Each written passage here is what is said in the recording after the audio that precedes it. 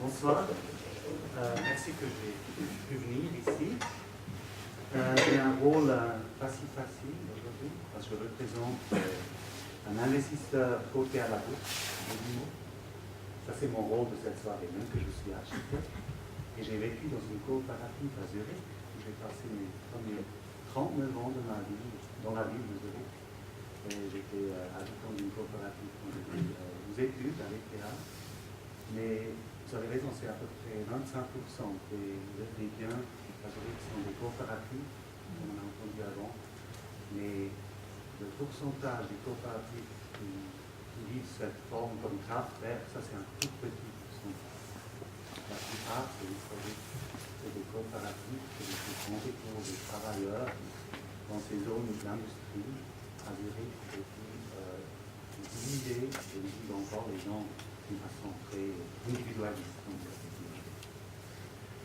Voilà ce que M. Nicolas avait oublié de dire. J'ai le sang roman, c'est pour ça que je parle 2-3 mots français, même que je suis né, j'ai toujours vécu à Zurich, mon père est suisse roman. Et puis depuis le 1er mars de cette année, je suis installé à Zurich. D'abord, j'ai encore laissé ma femme et mes enfants là. Et après 3 mois, j'ai transmis le message suivant, que vous avez peut-être lu dans les journaux. Je lui ai dit, Lausanne, ich liebe dich, et puis, quelques semaines après, ils ont tous déménagé à Lausanne, et puis on habite maintenant dans la ville même, avec mes 3 enfants. Ils ont commencé l'école en août, avec le but qu'ils deviennent des vrais petits romans bilingues, des Zurich-Lausanne. Voilà, l'actualité, peut-être vous avez lu, avant que j'entre vraiment dans le sujet de la soirée, j'aimerais souvent approcher un peu ce sujet par une façon comme nous on pense chez nos dîners. Après on va entrer dans l'appartement. Dans le cadre de sa planification des zones à bâtir les prochaines années en Suisse, la Confédération a établi il y a peu de temps un scénario où quelques 11 millions de personnes vivraient en Suisse en 2050. Ce qui veut dire qu'on attend une croissance d'habitants, nous, dans l'arc lémanique, dans les prochains 30 à 50 ans, d'environ 300 000 habitants de plus. En noir, vous voyez sur l'image les frontières communales il y a environ 120 ans. En gris, les frontières d'aujourd'hui, actuelles. Et en jaune, orange et rouge, les frontières communales des bâtiments dans environ 30 à 50 ans. Qu'est-ce que tout ça veut dire pour nos villes romandes dans ce assez proche futur? Chacun de nous a déjà remarqué soi-même les dernières années, vivant ici, mais aussi à Zurich, c'est la même chose.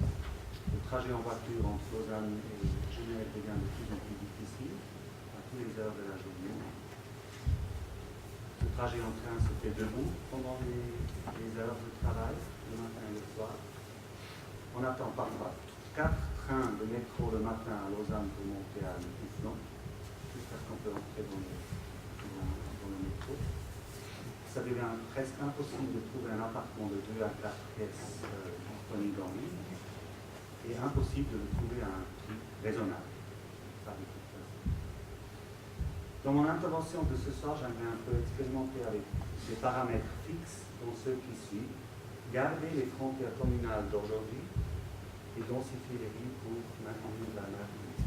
Automatiquement, les terrains constructifs deviennent plus rares et les prix des terrains augmentent.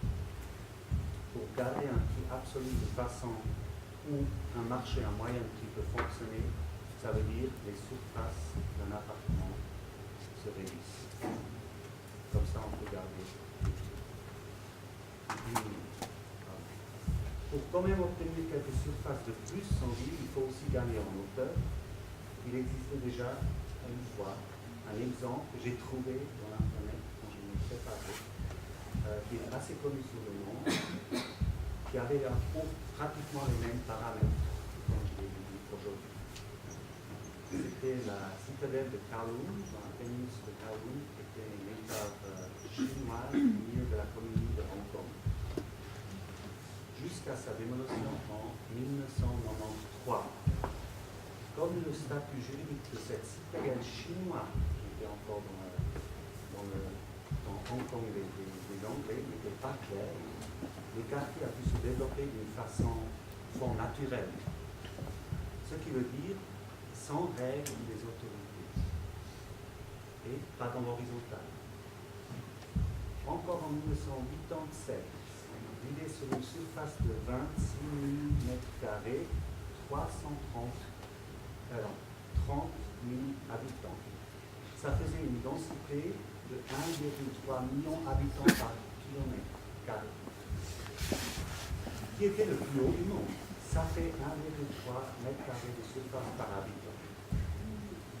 Les toitures étaient un endroit important pour les habitants, comme il n'y avait pas de lumière, au milieu de ce concert d'appartements. On se détendait dessus, les enfants jouaient sur l'endroit, et puis on se remettait un peu de la vie dure de ce bâtiment. Les appartements avaient une grandeur d'une moyenne de à peu près 20 m². Et chaque appartement était occupé par une très grande salle. Cet exemple réel montre ce qui peut se passer dans une ville qui se densifie car elle n'a pas de place à l'horizontale. Les toitures deviennent importantes, la ville et avec elle la vie se manifeste sur différents niveaux automatiquement, mais les appartements restent privés. Ça, c'est un peu le contraire de ce qu'on a entendu avant. Les structures de la société chinoise ici dans ce cas. Oui, pardon. On ne vous entend pas, excusez-moi. On ne vous entend pas. Ah, on ne vous entend pas. Merci. J'avais une voix. Oui.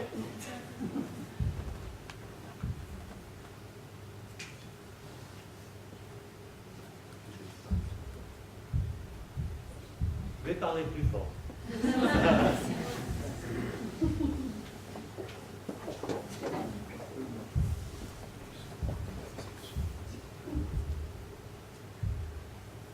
Mais ça va. Alors, prenons alors les premiers exemples, et ça nous mène par exemple à une réalité lausannoise. Allô? Ici, par exemple, au Pau Chaudran, vue de Sévelin, en direction du flanc. Ces études actuelles, pas faites par des étudiants de l'EPFL, mais par un investisseur coté à la bourse. Pour satisfaire la demande actuelle, il nous en faut pas seulement un nouveau tram qui connecte la zone suburbaine avec le centre-ville, mais il faut densifier les centres-villes en grandissant en hauteur, offrir des appartements dans ces projets de moyenne taille, activer les toitures pour d'autres affectations du public pour gagner des surfaces de plus.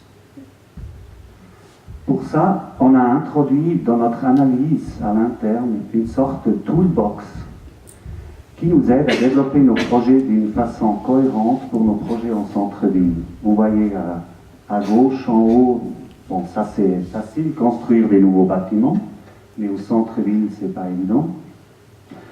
Après, on a transformé les bâtiments existants, activé les toitures, aménagé les rez-de-chaussée, introduire des accès en haut, développer les sous-sols et surtout aussi améliorer les accès au sous-sol. Pour venir plus précis sur le sujet de la soirée, nous, chez Mobimo, on croit à la renaissance des appartements d'une pièce et demie. À part ces projets, comme on a entendu avant, nous on représente au fond, pas nous-mêmes, mais la demande du marché comme nous on la voit dans le futur, ou un part de ce marché. Beaucoup de raisons supportent cette tendance. Comme on a déjà entendu, les densifications des villes, ça c'est un méga trend. Les vœux des gens de vivre dans les villes, dans les centres-villes, qui représentent aussi un méga trend, qui est presque mondial. Augmentation du prix du terrain à cause de la croissance de la population, manque de terrain constructable